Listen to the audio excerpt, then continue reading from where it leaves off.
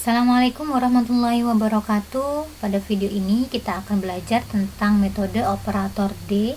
Apa itu metode operator D? Jadi operator D itu merupakan suatu operator diferensial. Jadi biasanya kan kita menulis D dx, kemudian dy dx bisa ditulis sebagai dy yang artinya turunan dari y terhadap x, turunan pertama. Kemudian turunan kedua berarti ya disimbolkan dengan seperti ini, yang artinya penjabarannya seperti ini, dan seterusnya. Kemudian berikut beberapa contoh yang bisa diberikan, yaitu misalkan D dari 4x kuadrat, artinya kita akan mencari turunan pertama dari 4x kuadrat, yaitu 8x. Kemudian D ln x artinya juga sama, yaitu mencari turunan pertama dari ln x, yaitu sama dengan 1/x. Kemudian D2 dari 3x pangkat 3 min 4 cos x ditambah e pangkat 4x, artinya kita akan mencari turunan kedua dari ini. Nah, langkah-langkahnya bisa kita uraikan dulu seperti ini. Jadi yang pertama kita akan mencari turunan pertamanya dulu, yaitu 9x kuadrat ditambah 4 sin x ditambah 4 kali e pangkat 4x. Selanjutnya kita turunkan lagi dan kita peroleh turunan kedua yang dicari. Kemudian misalkan kita punya seperti ini. Ini artinya kita akan mencari turunan kedua dari ini, kemudian ditambah 2 kali turunan pertama dari fungsi ini, kemudian dikurang 5 dikali fungsi. Atau bisa kita tulis seperti ini. Jadi kita operasikan masing-masing dan kita peroleh hasil yang dimaksud. Nah, demikian untuk operator D dan contoh sederhananya. Kemudian coba kita ke operator inverse, yaitu D. Kalau D tadi menyatakan turunan atau operator diferensial, yang D ini menyatakan operator integral. Jadi misalkan saya punya dy, artinya integral dari y terhadap x. Begitupun kalau d kuadrat, artinya mencari integral 2 kali. Contoh, d dari 1/x, artinya kita akan mencari integral dari 1/x. Hasilnya yaitu ln x. Kemudian, d dari sekant kuadrat x, artinya kita mencari integral dari sekant kuadrat x, yang hasilnya yaitu tangen x. Selanjutnya, d kuadrat dari suatu fungsi x, artinya kita akan mencari integral 2 kali dari fungsi tersebut. Jadi yang pertama kita integralkan dulu. Integral dari e pangkat min 2x adalah e pangkat min 2x per min 2. Integral dari 2x adalah x kuadrat. Integral dari cos x adalah sin x. Selanjutnya kita integralkan lagi dan diperoleh hasil yang dimaksud. Nah, itu tadi untuk operator D dan operator inverse-nya. Kemudian berikut beberapa teorema yang bisa digunakan untuk menyelesaikan suatu permasalahan dengan menerapkan operator D, khususnya di permasalahan integral dan diferensial. Jadi misalkan di sini ada f, itu suatu fungsi dari operator D, kemudian a adalah suatu konstanta real atau kompleks, dan vx-nya adalah suatu fungsi x.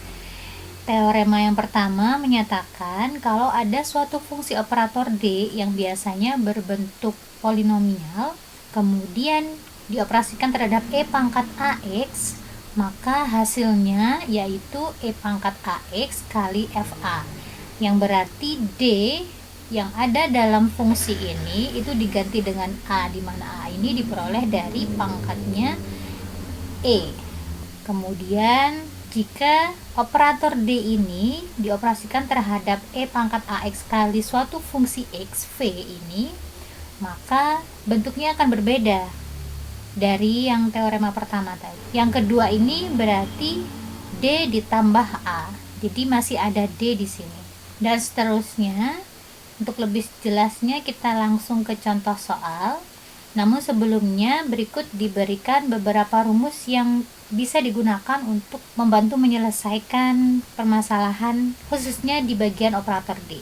Yaitu ada rumus Euler, di mana rumus ini menyatakan e pangkat ix itu sama dengan cis atau cos x ditambah i sin x. I-nya menyatakan suatu bilangan imajiner. Kemudian ada Dirac-Maclaurin yang menyatakan 1/1 min x itu sama dengan 1 plus X kuadrat dan seterusnya ini berupa deret. Begitupun saat 1 per 1 plus X itu akan sama seperti ini. Nah, konsep ini nanti bisa digunakan dalam menyelesaikan soal. Untuk teorema yang pertama, yaitu FD dari E pangkat AX, contohnya seperti ini. Jadi FD-nya ini berupa D kuadrat min 1, dioperasikan terhadap E pangkat 3X. Maka hasilnya yaitu E pangkat 3X dikali D di sini diganti dengan 3 sesuai dengan pangkat dari E. Maka hasilnya yaitu 3 kuadrat min 1 sama dengan 8 kali E pangkat 3X. Sudah. Kemudian lanjut, misalkan ada contoh seperti ini. 1 per D kuadrat min 2D ditambah 4 dioperasikan terhadap E pangkat min 2X. Nah, caranya sama, yaitu E pangkat min 2X kali D di sini diganti dengan min 2. Jadi tanda negatifnya tetap diikutkan. Sehingga hasilnya adalah E pangkat min 2X per 12. Kemudian contoh yang selanjutnya, 1 per D kuadrat min 16 dioperasikan terhadap E pangkat 4X. Harusnya lah E pangkat 4X kali 1 per D ini diganti dengan 4. Jadi 4 kuadrat min 16. Kita perhatikan bahwa 4 kuadrat min 16 akan menghasilkan 0, dan 1 per 0 itu adalah kondisi yang tak terdefinisi, sehingga tidak bisa menghasilkan suatu penyelesaian. Maka perlu diubah dulu bentuknya, bisa diubah menjadi seperti ini. Jadi diuraikan terlebih dahulu, difaktorkan, kemudian yang tidak menghasilkan 0 bisa kita gunakan teorema yang pertama, yaitu E pangkat 4X kali 1 per 4 ditambah 4. Jadi D di sini diganti dengan 4 ini. Oke, kalau sudah, nah kita perhatikan ini pun juga tidak bisa langsung kita gunakan teorema pertama. Maka disinilah dibutuhkan yang namanya teorema kedua. Sebelum ke teorema kedua, coba kita perhatikan contoh soal yang pertama. Itu selain menggunakan teorema, ini juga bisa diselesaikan dengan cara seperti ini. Jadi D kuadrat min 1 dari E pangkat 3X ini bisa kita selesaikan sendiri-sendiri. E pangkat 3X ini dikurang 1 kali E pangkat 3X. Kemudian ini artinya mencari turunan kedua. Turunan kedua dari E pangkat 3X adalah 9 kali E pangkat 3X. Ini bisa kita peroleh 8 kali E pangkat 3X, dan hasilnya sama. Jadi kalau menemukan soal yang bisa diselesaikan seperti ini bisa. Kalau memang membutuhkan teorema juga bisa diselesaikan dengan teorema. Kita kembali lagi ke soal yang nomor 3. Kita lanjutkan. Nah, di teorema 2 ini bisa dimanfaatkan untuk menyelesaikan soal nomor 3 tadi. Jadi soal nomor 3 tadi berhenti di sini. Nah, teorema 2 ini menyatakan kalau ada E pangkat AX dikali dengan suatu fungsi X. Fungsi X ini bisa berupa konstanta saja atau di dalamnya ada variabel X. Ini bisa diselesaikan dengan E pangkat AX dikali FD ditambah A. Jadi ditambah A ini diambilnya dari sini. Kemudian dioperasikan dengan fungsi X. Nah, berarti dari soal nomor yang ini tadi bisa kita ubah menjadi seperti ini. E pangkat 4X-nya kita letakkan di sini, kita kali dengan 1 per D ini berubah menjadi D ditambah 4. 4-nya diambil dari sini. Nah, 1/8 yang ini kita biarkan sebagai suatu fungsi X. Nah, sama seperti ini. Kemudian kita sederhanakan, hasilnya seperti ini. Jadi ini kan 1 per D ditambah 4 kurang 4. 4 kurang 4, 0, berarti tinggallah 1/D. 1/D dari 1/8 artinya integral dari 1/8 terhadap X, yaitu 1/8X. Dan ini adalah hasilnya. Jadi dalam menyelesaikan suatu permasalahan seperti ini bisa menggunakan cara gabungan atau teorema gabungan. Yang pertama, ini kita menggunakan teorema 1, diperolehlah ini. Kemudian untuk menyelesaikannya bisa disambung dengan teorema yang sesuai, dan ternyata teorema 2 bisa digunakan untuk menyelesaikan soal ini. Contoh yang kedua, jadi di sini ada FD, kemudian ini E pangkat AX, yang ini adalah fungsi X-nya. Sesuai dengan bunyi teorema, maka E pangkat min 2X, kemudian D yang ini diganti dengan D ditambah min 2. Min 2-nya diambil dari sini tadi. Nah, kemudian V-nya tetap ada di sini. Selanjutnya tinggal disederhanakan, jadi D kuadrat min 4D ditambah 4 dikurang 4, 0, jadilah ini. Sudah, ini bisa diuraikan seperti ini. Jadi ini semacam didistribusikan, turunan pertama dari ini dikurangi 4 kali X plus 1. Turunan pertama dari ini adalah 1. Kemudian yang ini min 4X dikurang 4. Nah, kemudian turunan dari ini adalah min 4. Jadilah ini hasil akhirnya. Kalau kita perhatikan soal ini, tanpa menggunakan teorema 2 pun ternyata juga bisa diselesaikan. Jadi D kuadrat min 4. Nah, ini bisa kita selesaikan sendiri-sendiri. Jadi turunan kedua dari E pangkat min 2X kali X plus 1 dikurang 4 kali E pangkat min 2X X plus 1. Kemudian turunan kedua dari ini berarti boleh kita cari turunan pertamanya dulu, yaitu seperti ini. Yang ini tetap. Kemudian kita turunkan lagi yang ini. Kita perhatikan ini dan ini sama dengan 0, dan hasil akhirnya adalah min 4E pangkat min 2X. Hasilnya sama dengan ini, seperti itu. Jadi bisa dipilih apakah menggunakan teorema ataukah diselesaikan biasa. Kalau tidak bisa diselesaikan secara biasa seperti ini, maka silakan gunakan teorema yang sesuai. Selanjutnya kita ke teorema 3. Teorema 3 ini berkaitan dengan sinus. Sinus, kalau ada sinus seperti ini, berarti fungsi dari operator D-nya haruslah memuat D kuadrat. Agar penyelesaiannya bisa seperti ini. Jadi D-nya diganti dengan min A kuadrat. A dari mana? Dari sini. Untuk lebih jelasnya kita ke contoh, ya, misalkan seperti ini. Kita punya 1 per D kuadrat plus 3D min 4 dari sin 2X, atau bisa kita faktorkan seperti ini. Misalkan kita ambil dari yang ruas kiri dulu. Kita berangkat dari yang ini. Langsung bisa kita gunakan teorema ini. Jadi yang mengandung D kuadrat kita ganti dengan min ini kuadrat. Jadi min 2 kuadrat. Jadi selain D kuadrat dia tetap D. Kemudian kita sederhanakan, jadinya seperti ini. Yang ini min 4, min 4, min 8.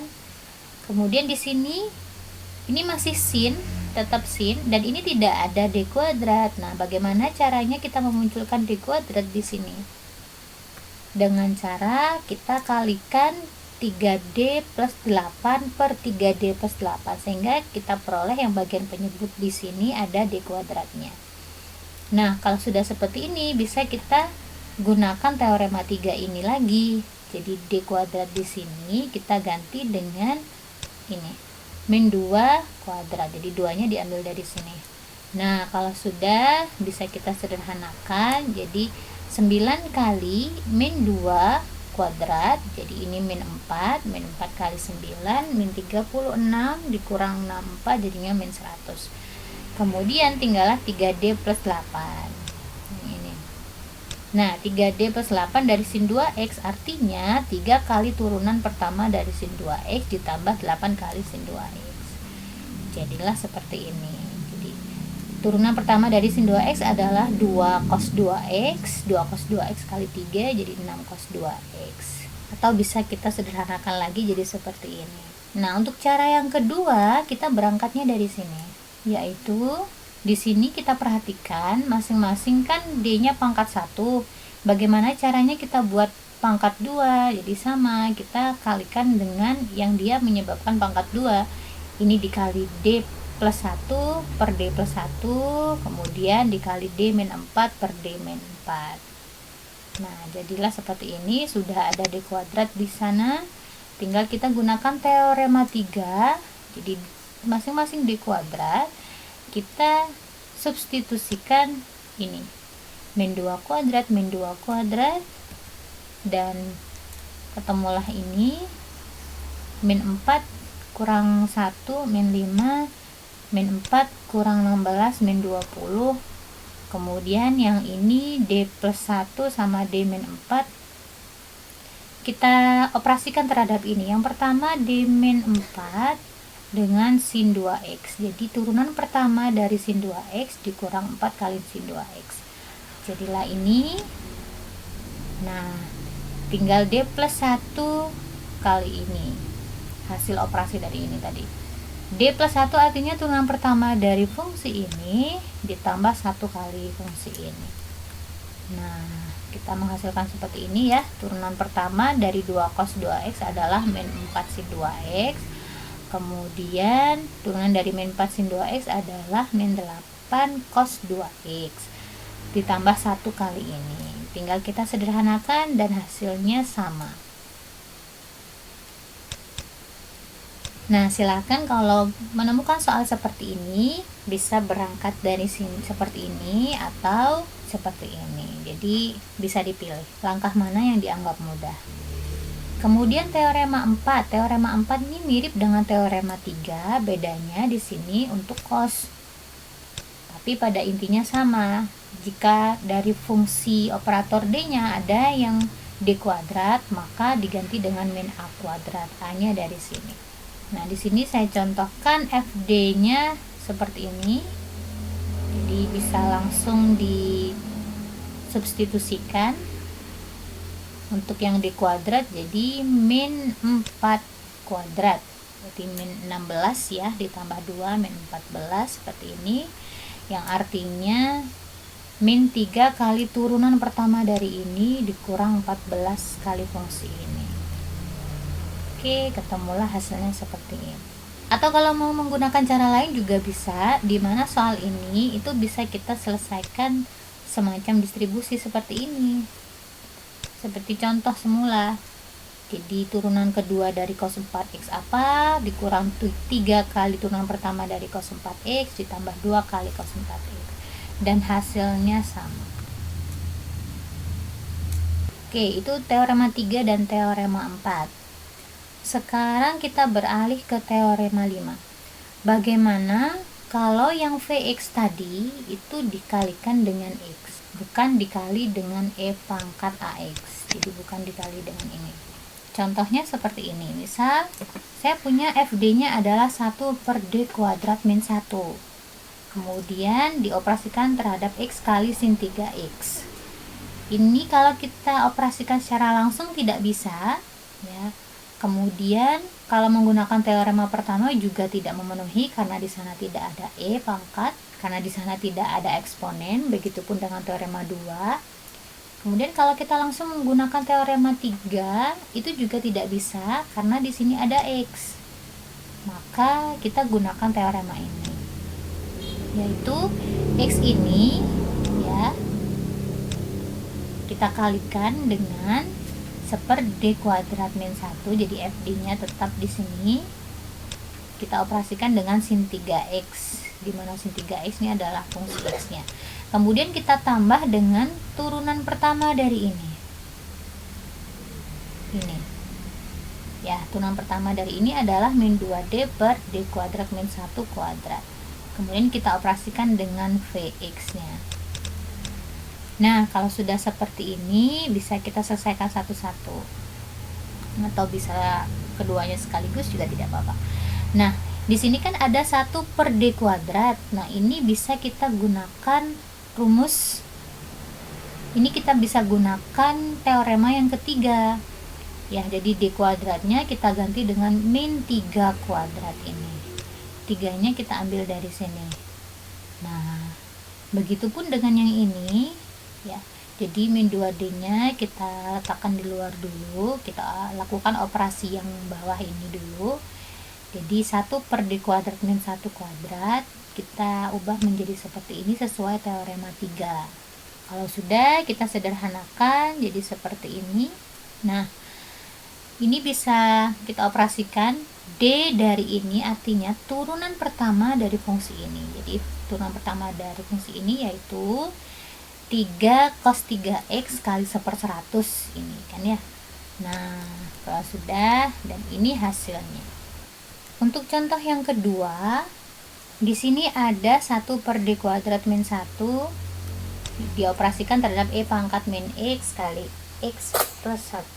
Nah, ada eksponen di sini, ada perkalian dengan Vx, kita bisa gunakan teorema yang kedua, di mana D-nya kita ganti dengan D ditambah min 1, atau bisa langsung kita tulis D dikurang 1. Kita sederhanakan menjadi seperti ini. Kita uraikan, kita faktorkan jadi seperti ini. Nah, dari sini bisa kita uraikan dulu. Jadi 1 per D min 2 dari X ditambah 1 per D min 2 kali 1. Kemudian yang ini 1 per D min 2 kali X, kita gunakan teorema 5. Jadi X-nya kita bawa ke sini, 1 per D min 2. Di sini kan artinya dikali 1. 1 itu bisa berarti E pangkat 0x.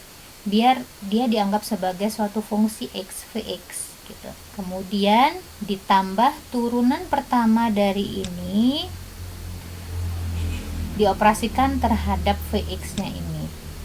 Nah, jadi ini itu diuraikan menjadi seperti ini. Kemudian untuk yang ini kita gunakan teorema yang pertama, di mana kalau ada suatu FD dioperasikan dengan E pangkat AX, maka D-nya diganti dengan A. Nah, seperti ini. Ini kenapa E pangkat 0x juga? Karena 1 ini bisa berarti 1 kali E pangkat 0x, biar ini kita bisa menggunakan teorema yang ada, yaitu teorema 1. Selanjutnya bisa kita sederhanakan. Untuk yang ini bisa kita gunakan teorema yang pertama. Jadi 1 per D min 2 dioperasikan terhadap E pangkat 0x, D-nya kita ganti dengan 0. Nah, kemudian yang ini pun juga bisa kita gunakan teorema yang pertama. Kita peroleh seperti ini, kita sederhanakan. E pangkat 0x adalah 1, kemudian 1 per 0 dikurangi min 2 adalah min setengah, jadilah ini jadi ini, dan ini. Nah, kemudian kita sederhanakan menjadi min setengah x min 3/4. Kita masih ada 1/d di sini. Artinya kita akan mencari integral dari min setengah x dan min 3/4, yaitu min x kuadrat min 3/4 x. Untuk soal yang itu tadi, kita punya cara lainnya. Jadi setelah kita menggunakan teorema yang kedua ini, di mana D-nya kita ganti dengan D ditambah A, A-nya di sini min 1. Kemudian, nah dari sini bisa kita gunakan deret Maclaurin dengan cara kita ubah dulu bentuknya. Jadi untuk deret Maclaurin tadi kan kita punya 1 per 1 min x itu sama dengan 1 ditambah x kuadrat ditambah x pangkat 3 dan seterusnya. Nah, untuk bentuk yang ini 1 per D min 2 bisa kita ubah bentuknya menjadi seperti ini. Jadi min setengah kali 1 per 1 min D per 2. Nah, bentuk yang ini kita sesuaikan dengan deret Maclaurinnya.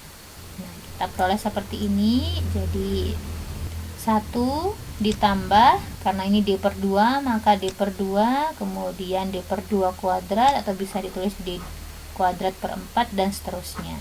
Kemudian kita operasikan dengan X plus 1. Jadi min setengah, ini tetap min setengah, kemudian 1 dikali X plus 1 jadinya X plus 1, kemudian ditambah setengah dari turunan pertama X plus 1 yaitu setengah kali 1, kemudian 1/4 kali turunan kedua dari X plus 1, turunan kedua dari X plus 1 adalah 0, jadinya ini. Nah, baru kita sederhanakan jadinya seperti ini, dan seper D dari ini sama seperti tadi, yaitu kita mencari integralnya dan kita peroleh hasilnya sama dengan cara sebelumnya. Pertanyaannya, kapan kita menggunakan deret Maclaurin ini? Baik yang 1/1 min X atau 1/1 plus X ini.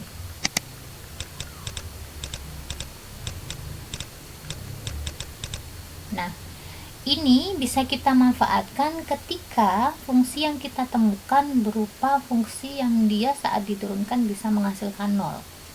Seperti ini, fungsi polinomial. Ini kalau kita turunkan secara bertingkat, dia akan menghasilkan 0. Fungsi yang saat kita turunkan secara bertingkat dan tidak menghasilkan 0 itu seperti fungsi eksponen atau fungsi sinus, kosinus, tangen, trigonometri. Nah, kalau bertemu dengan fungsi-fungsi seperti ini, kita hindari penggunaan deret Maclaurin ini karena tidak akan menemukan hasil nanti. Jadi saat kita menemukan fungsi semacam polinomial ini yang dia diturunkan berkali-kali, dia akan menghasilkan 0 nantinya, maka bisa kita gunakan deret Maclaurin ini. Untuk apa sih kita belajar operator D ini? Penggunaan utamanya itu adalah untuk menyelesaikan persamaan diferensial. Nah, di sini kita akan coba untuk menyelesaikan persamaan diferensial biasa yang linier. Kalau pada video sebelumnya kita belajar tentang menyelesaikan persamaan diferensial linier tingkat 2 derajat 1, di mana di sana ada persamaan karakteristik, ya, kita menentukan YC, kemudian kita juga menentukan YP. Nah, operator D ini kita gunakan untuk menentukan YP. Contoh, misalkan saya punya persamaan diferensial linier tingkat 2 derajat 1 seperti ini. Untuk YC-nya kita selesaikan melalui persamaan karakteristik seperti biasanya. Nah, kita peroleh persamaan karakteristiknya adalah seperti ini karena menghasilkan akar-akar real yang berbeda. Kemudian kita fokuskan ke YP dengan menerapkan operator D. Dari persamaan diferensial yang ada, bisa kita bentuk operator D-nya seperti ini. Jadi, turunan kedua bisa langsung kita tulis D kuadrat. Turunan pertama bisa langsung kita tulis min 3D. Kemudian yang ini tetap. Nah, untuk YP-nya berarti 1/D kuadrat min 3D plus 2 dari 4X kuadrat. Bisa kita faktorkan seperti ini. Untuk yang 1/1 min D bisa kita gunakan deret Maclaurin karena di sini dioperasikan dengan fungsi polinomial. Maka ini artinya 1 kali 4X kuadrat, kemudian ditambah turunan pertamanya dari 4X kuadrat yaitu 8X, ditambah turunan keduanya, ditambah turunan ketiga, turunan keempat jelas 0, jadi tidak perlu ditulis lagi. Berhenti di sini. Selanjutnya yang 1/2 min D bisa kita ubah menjadi deret Maclaurin juga. Caranya yaitu dengan seperti ini. Setengahnya kita bawa keluar jadi 1/1 min D per 2. Nah, hasilnya seperti ini. D per 2 ditambah D per 2 kuadrat ditambah D per 3 ditambah D per 2 pangkat 3 dan seterusnya. Jadi 1 kali fungsi ini hasilnya adalah ini, kemudian ditambah setengah kali turunan pertamanya, kemudian ditambah 1/4 kali turunan keduanya, ditambah 1/8 kali turunan ketiga, turunan keempat jelas 0. Kemudian tinggal kita sederhanakan dan hasilnya seperti ini. Nah, ada kalanya kita hanya menggunakan deret Maclaurin seperti ini, tanpa kita menggunakan teorema yang ada. Kalaupun menggunakan teorema yang ada, silahkan. Jadi kalau bentuknya seperti ini, berarti bisa kita gunakan teorema yang kelima. Nah, misalkan YP di sini, kalau menggunakan teorema kelima bisa kita tulis X kali FD-nya, kemudian dioperasikan dengan Vx-nya, kemudian ditambah dengan turunan pertama dari ini yaitu ini, kemudian dioperasikan dengan Vx-nya. Ini bisa kita gunakan teorema yang kelima lagi, jadi secara berulang karena masih ada X. Misalkan di sini X dikali, oke, kemudian yang ini juga, jadi agak sedikit panjang.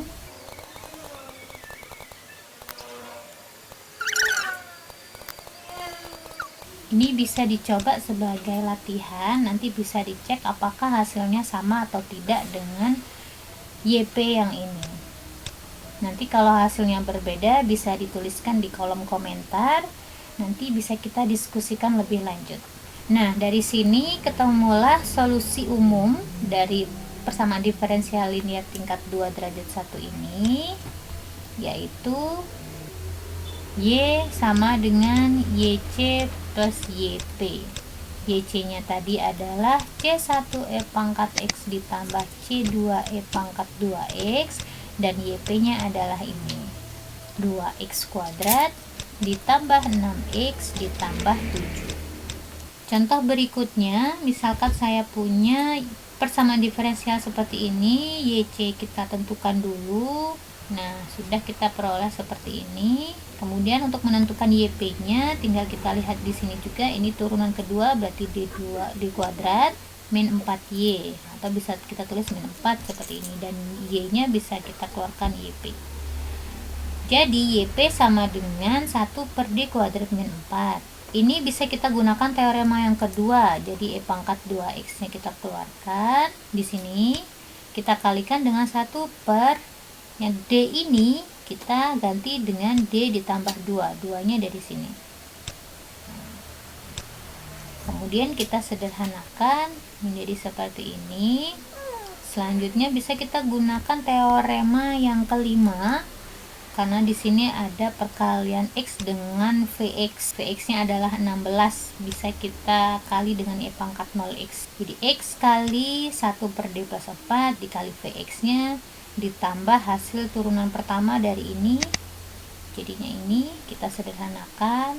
Kemudian dengan menerapkan teorema yang pertama, yang ini kita peroleh X kali 16 kali E pangkat 0X 1 per D nya kita ganti dengan 0. Jadi 16 dibagi 4 jadinya 4X di sini ya.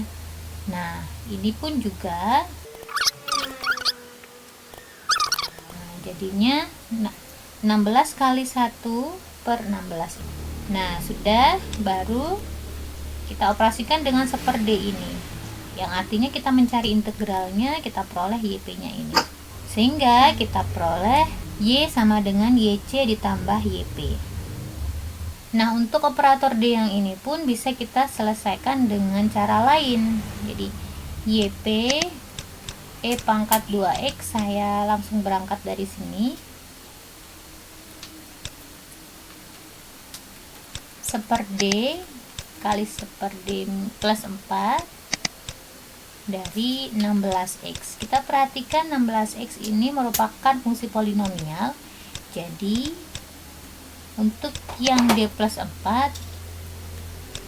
bisa kita ubah bentuknya menjadi seperti ini. Kita gunakan deret Maclaurin.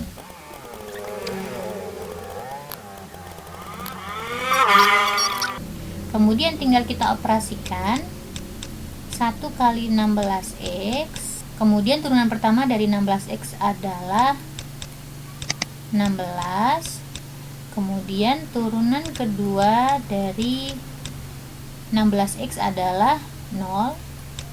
Nah, kita berhenti di sini. Nah, ini masih kita gunakan kurung seperti ini karena masih ada 1 per D ya. E pangkat 2X kali 1 per D. Kita operasikan dengan ini. Ini sama dengan 4X. Kemudian yang ini sama dengan min 1. Nah, ini 0 ya.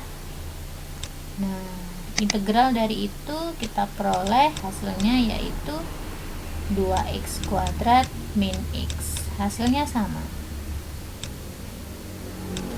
Jadi bisa menggunakan teorema yang ada atau menggunakan deret Maclaurin seperti ini. Kenapa kita gunakan deret Maclaurin? Karena dioperasikan terhadap fungsi polinomial. Oke, demikian untuk penjelasan dari operator D, mulai dari cara penyelesaiannya, teorema-teoremanya, dan penerapannya dalam menyelesaikan persamaan diferensial biasa. Dan penyelesaiannya pada persamaan diferensial. Semoga bermanfaat. Assalamualaikum warahmatullahi wabarakatuh.